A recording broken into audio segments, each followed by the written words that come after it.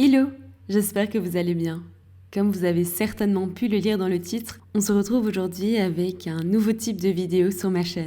Bienvenue dans mon tout premier podcast visuel. L'idée de ce podcast visuel, c'est à la fois de vous parler d'un sujet qui me tient à cœur, mais également de vous montrer un processus sans filtre de mes aquarelles. Et donc vous l'aurez compris, il y aura très peu de montage visuel et ce sera plutôt au niveau de l'audio que ça se passera.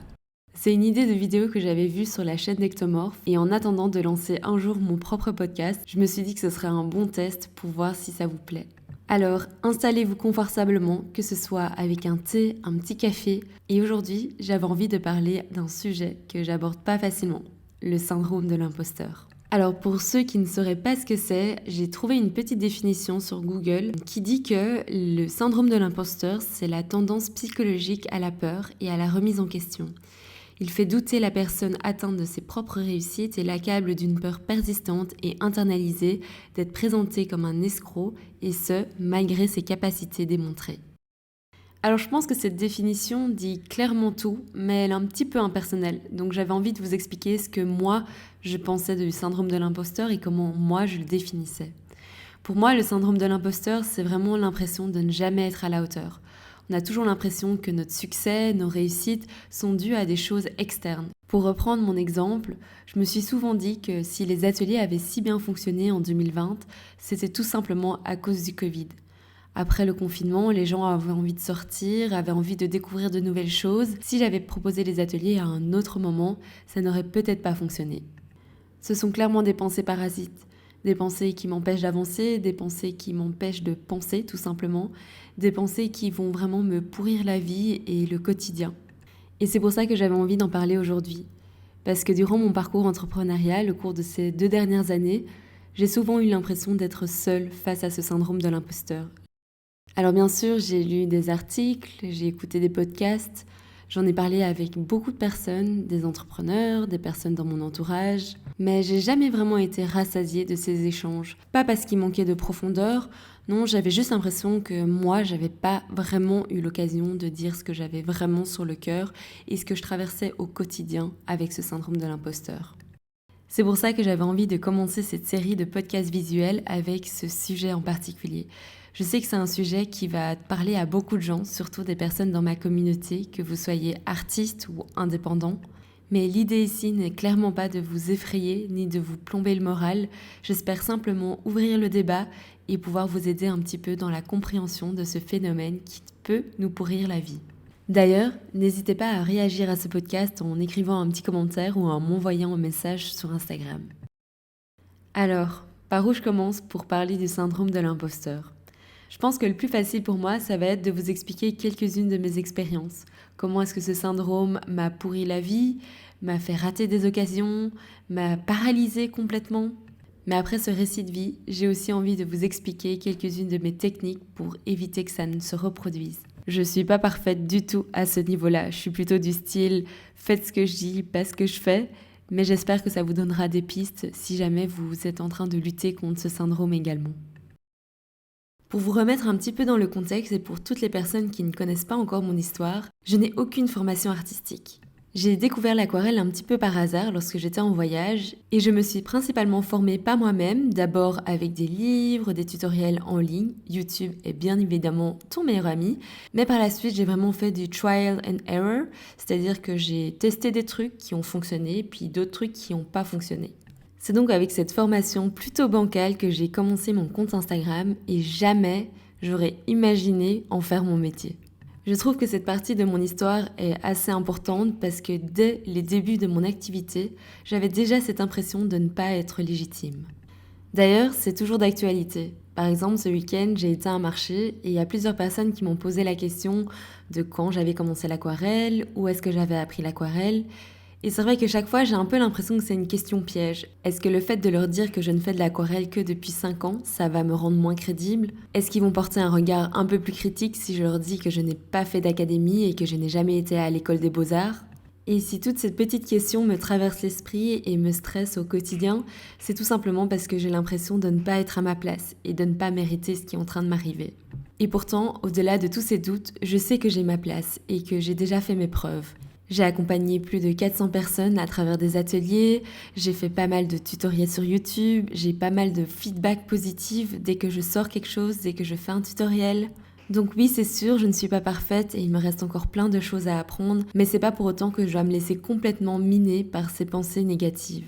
Et même si je sais tout ça et que j'en suis consciente, c'est parfois très difficile pour moi de prendre de la distance, surtout lorsqu'il y a un événement un petit peu plus négatif qui se passe dans ma vie. Un commentaire méchant, quelqu'un qui annule un atelier. Parfois, ça peut vraiment juste être une mauvaise journée, genre je suis pas dans le mood et je vais ressasser toutes ces mauvaises pensées et me mettre dans un mood où je vais être très négative et je vais réussir à ne rien faire. Récemment, il m'est arrivé une histoire vraiment pas cool. Quelqu'un avec qui j'avais travaillé auparavant pour un faire-part de mariage a réutilisé le visuel sans mon consentement. Dans cette histoire, c'est moi la victime, c'est à moi qu'on a fait du tort. Mais sur le moment même, au lieu de remettre en question ce que la personne en face avait fait, je me suis complètement remise en question. Tout d'abord, j'avais l'impression que mon travail n'avait aucune valeur. Si quelqu'un pouvait s'approprier ce que j'étais en train de faire sans me demander mon consentement et sans me rémunérer, ça voulait vraiment dire que c'était juste un petit dessin de pacotille, quelque chose qui n'avait pas vraiment de valeur. Ensuite, je me suis sentie paralysée parce que je ne savais pas trop quoi faire. Je ne savais pas si j'avais le droit de réclamer mon œuvre, si j'avais le droit de réclamer une rémunération. Et à ce jour, je ne l'ai toujours pas fait. Et pourtant, dans cette histoire, je sais bien que c'est moi qui ai tous les droits. Et pourtant, il y a une petite voix dans ma tête qui me dit que c'est bien fait pour moi, que je ne suis pas légitime, que je ne suis pas vraiment une illustratrice, que j'aurais dû penser à toutes ces histoires de contrats et que je suis qu'une amatrice. Je suis pas du tout fière de vous raconter cet exemple, et pourtant je le trouve tellement important, parce que parfois le syndrome de l'imposteur n'a juste aucune rationalité, et je suis la première à m'en rendre compte.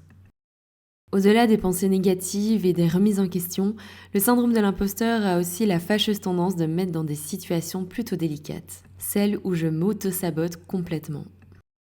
Depuis que j'ai commencé à proposer mes services d'illustratrice, je ne compte pas le nombre de projets où je me suis auto-sabotée. Cela peut se traduire par ne pas répondre aux mails des personnes qui me contactent, que ce soit pour des devis, des illustrations, des événements. Soit je leur réponds pas, soit je leur envoie pas de devis, soit je réponds énormément en retard. Et tout ça pas parce que je n'ai pas le temps de leur répondre, mais parce que j'ai peur. J'ai peur de ne pas être à la hauteur de ce qu'ils me demandent, et j'ai peur de les décevoir. Et donc dans ma tête, va y avoir un mécanisme de défense complètement débile qui va me dire que si je ne réponds pas, si je réponds en retard, je vais passer pour quelqu'un qui ne sera pas fiable et ça va me permettre de me faire écarter, non pas parce que mon art ne leur plaît pas, mais parce que je ne suis pas quelqu'un sur lequel ils peuvent compter. Je ne sais pas si vous vous rendez compte à quel point c'est complètement ridicule et à quel point je m'auto-sabote complètement dans cette situation. Et pourtant, malheureusement, c'est quelque chose que je fais encore très souvent. Rien que cette année, j'ai laissé un projet d'illustration pour enfants me passer sous le nez parce que j'ai pas voulu répondre, que j'ai répondu en retard et que je n'ai jamais rappelé la personne. Alors heureusement, j'arrive quand même à décrocher quelques projets, mais j'ai toujours une boule au ventre que quelqu'un va me démasquer, que quelqu'un va me dire que mon travail n'est pas assez professionnel et qu'il n'aime pas du tout mes illustrations. Quand je vous dis que ce syndrome de l'imposteur me pourrit vraiment la vie, c'est ça. Parfois, j'ai des projets sur lesquels j'ai rêvé de travailler et je n'arrive même pas à profiter une seule seconde du projet parce que j'ai constamment peur de ne pas être à la hauteur. Et parfois, je suis limite déçue quand la personne en face me dit qu'elle adore ce que je suis en train de faire et qu'elle va continuer avec moi le projet. Je crois que c'est pour ça que j'avais envie de faire ce podcast-là aujourd'hui avec vous et de vous raconter comment je me sens quasi au quotidien. Parce que parfois, quand j'en parle autour d'une conversation avec des amis ou avec mon compagnon, j'ai l'impression qu'ils pensent que c'est de la fausse modestie. On va souvent me rappeler toutes les choses que j'ai déjà faites, ce que j'ai déjà accompli, et on va essayer de me motiver par rapport à ça. Sur le moment, ça va me faire du bien, mais le lendemain matin, je sais que je vais me réveiller avec toujours cette peur au ventre de ne pas être à la hauteur et de ne pas être à ma place. Je pense que ce sentiment, on l'a déjà au moins tous ressenti une fois dans sa vie. Que ce soit par rapport à ses études, par rapport à son travail, par rapport à un entretien d'embauche, je pense qu'on est nombreux à s'être retrouvés dans la situation où on avait l'impression de ne pas être à sa place, d'avoir décroché le rôle par un concours de circonstances externes et non parce que c'est nous et parce qu'on le vaut vraiment. Et pendant tout un temps, je me suis dit que c'était juste ça, un sentiment passager que tout le monde ressent à un moment ou à un autre et qu'il allait s'en aller sur la pointe des pieds sans même que je m'en rende compte.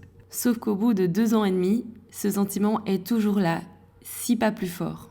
Et je me suis bien rendu compte que si je mettais pas des choses concrètes en place, ce sentiment allait continuer à persister et qu'il allait continuer à me pourrir la vie. Alors voilà, ce podcast, c'est principalement pour vous raconter mon histoire, mais c'est aussi pour nous, pour essayer de trouver des solutions et des techniques pour vaincre une fois pour toutes ce syndrome de l'imposteur. Parce que bon, ça va un moment de se plaindre et de se lamenter, mais moi je suis une personne de l'action et j'ai envie de changer ça. En 2023, je vais essayer d'oser un peu plus et de me libérer de ces croyances limitantes qui m'empêchent d'avancer et d'atteindre mes objectifs les plus fous. Je vais vous partager dans cette partie du podcast quelques pistes de réflexion que j'ai eues cette année. Le premier conseil que je me serais donné à moi-même, c'est d'identifier le problème. Pendant très longtemps, j'ai cru que le syndrome de l'imposteur, on le vivait plus ou moins tous de la même façon, sauf que c'est pas du tout le cas. Ça m'a pris pas mal de temps et de réflexion avant de mettre le doigt sur la chose qui ne me faisait pas avancer.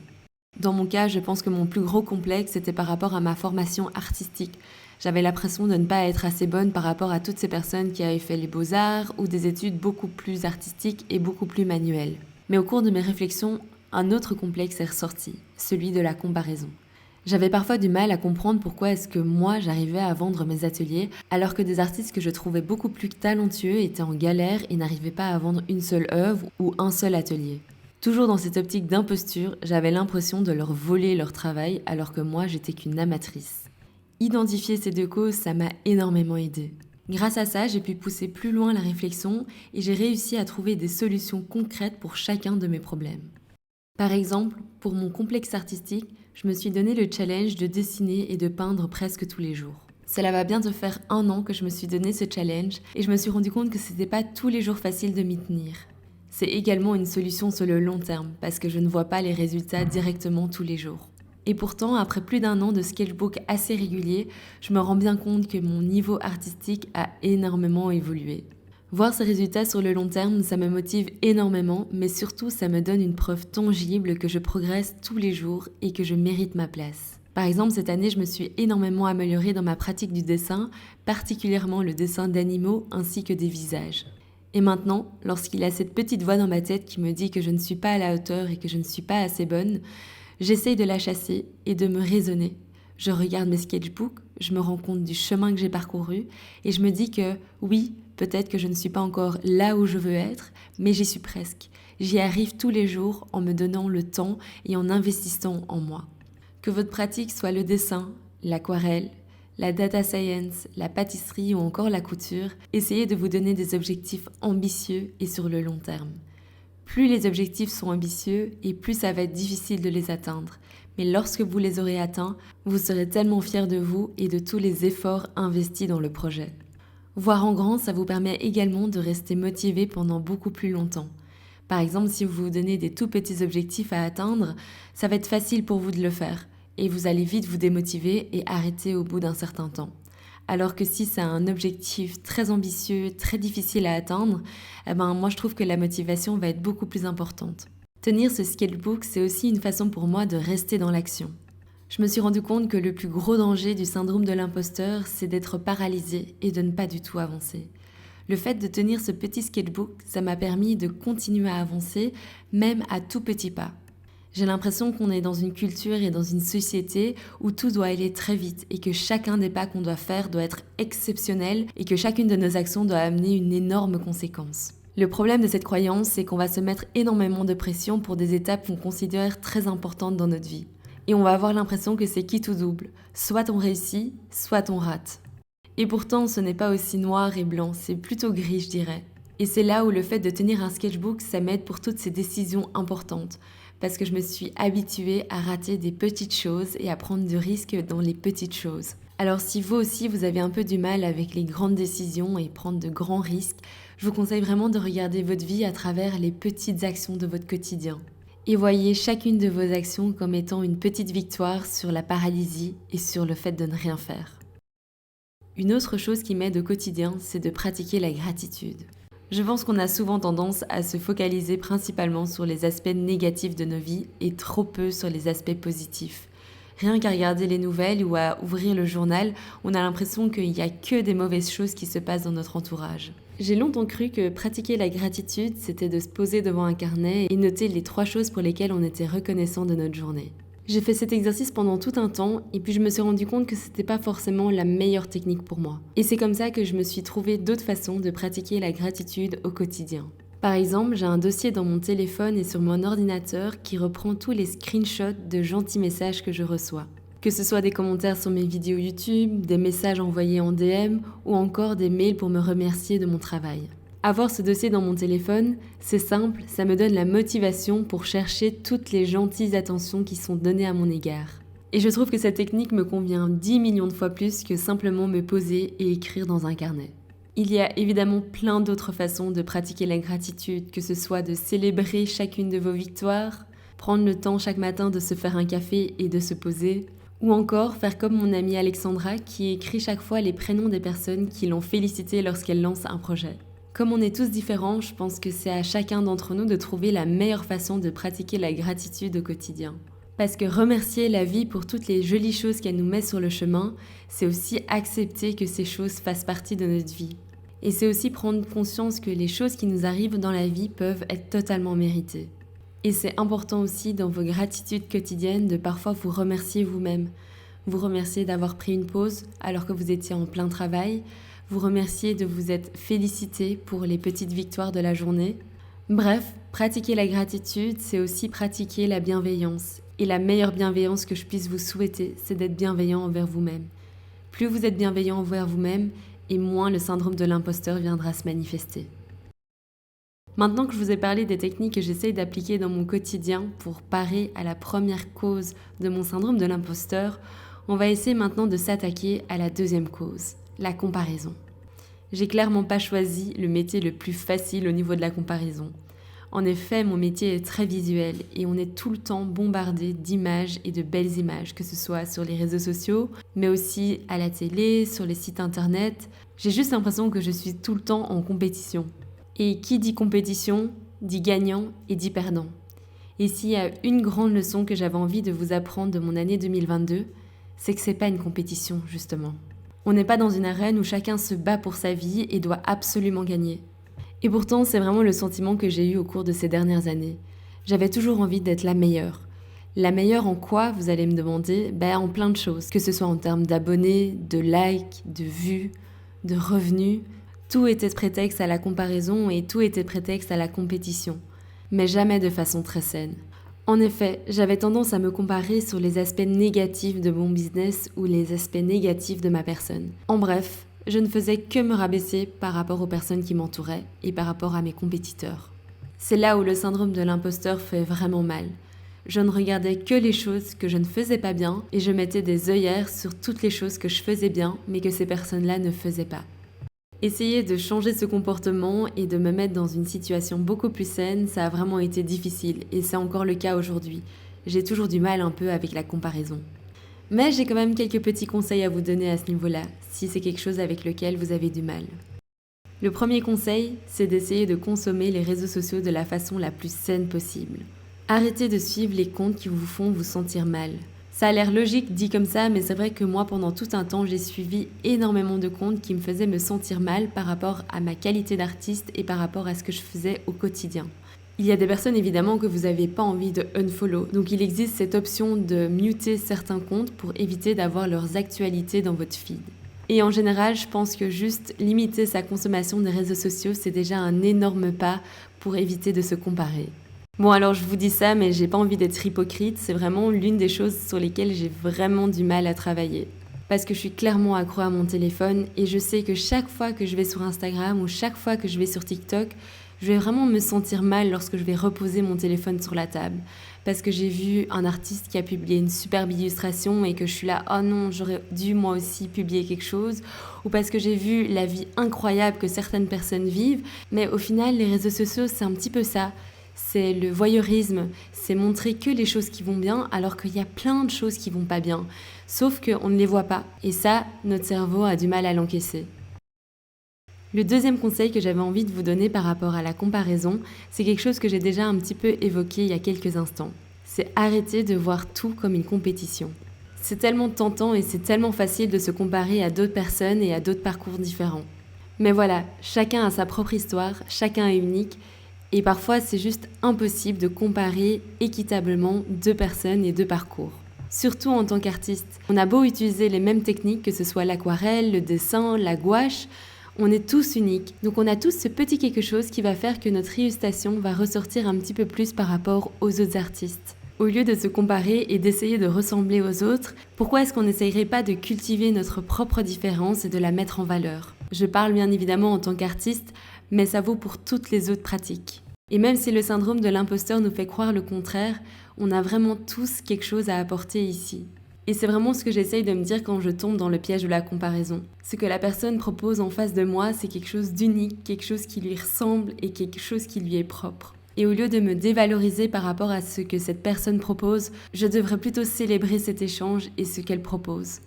Je vous l'accorde, ça demande un gros shift dans la pensée et dans le mindset, mais je vous assure que c'est vraiment super bénéfique parce qu'en fait, ce qu'on est en train de faire là à ce moment-là, c'est de changer un sentiment négatif en un sentiment positif. Au lieu de se rabaisser ou d'envier une personne, ce qu'on va faire, c'est qu'on va célébrer les différences et se dire que cette personne-là a réussi à offrir le meilleur d'elle-même au monde. La vie n'est pas une compétition et le but, c'est pas de gagner. Donc si on peut s'entraider sur la route, c'est tout bénef, non ? Bon allez, ça fait une bonne vingtaine de minutes que je suis en train de parler et la vidéo va bientôt se finir. Donc je pense que c'est le bon moment pour moi pour clôturer ce premier podcast visuel. En tout cas, j'espère que celui-ci vous a plu et que le sujet vous a parlé.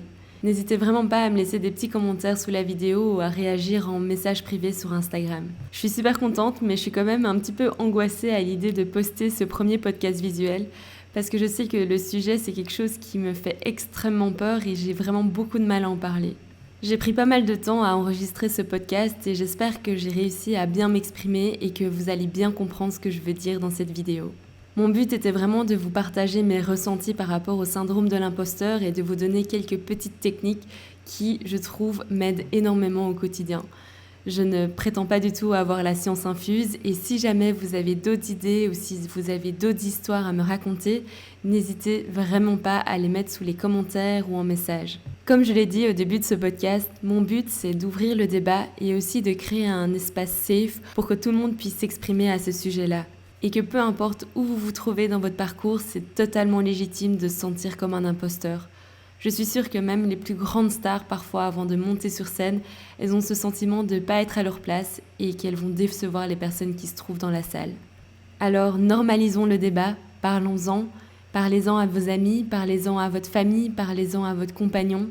Et j'espère qu'à l'écoute de ce podcast, vous vous sentirez un petit peu moins seul et que vous repartirez avec quelques pistes pour attaquer ce syndrome une bonne fois pour toutes. Et enfin, un dernier petit message d'espoir à toutes les personnes qui écoutent ce podcast et qui sont en train de travailler sur un projet, peu importe lequel, que ce soit un projet de carrière, un projet entrepreneurial, un projet de faire part, un projet d'aquarelle, peu importe, vous êtes unique et vous allez y arriver. Et sur ces belles paroles, je vous laisse. On se retrouve la semaine prochaine avec une nouvelle vidéo. Et d'ici là, je vous souhaite de passer d'excellentes fêtes de fin d'année. Et surtout, n'oubliez pas de rester créatif. Bisous!